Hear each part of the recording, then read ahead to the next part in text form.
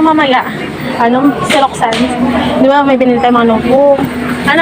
Ngayon, yung mga binili nating notebook na yun, sasabihin natin, ipapakita mo natin yung may bulaklak. Sabihin natin yung reaction niya. Sipagin pa kaya sa Roxanne pag nakita yung mga bulaklak. Bibili lang sa'yo. Binili lang kita ng notebook. Kasi, kailan lang pa sa kanya? 29. Gusto ko niya ito 29. Sabi ka naman, bibili lang kita ng notebook. Tingnan mo, look. Ang ganda. Ba't ka natatawa? Unahin na natin. Pink! Pink! Hindi, ano ka ba? Ba't ka ba pink? Oh, wait lang. Unahin na natin ito, oh. Charan! Ang ganda! Ang ganda! Oh, ang ganda, di ba? Oh, ang ganda. Oh, tingnan mo naman. Pink! Oh, sumunod ito. Oh, ang ganda kaya.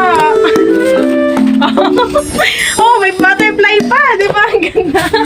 Kinikilig ko. Ito naman, oh, may tiger. Oh, may tiger, ha? Oh, napaka ano ba ito? Vintage. Ganun, mga vintage color.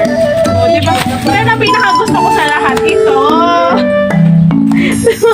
Bakit? Bakit oh? Tuwing ka. Ano sabihin mo? Baka parang napilitan ka lang.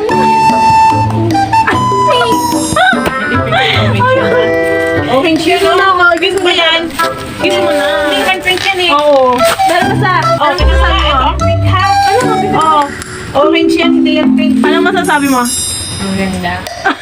May kasama ka pa.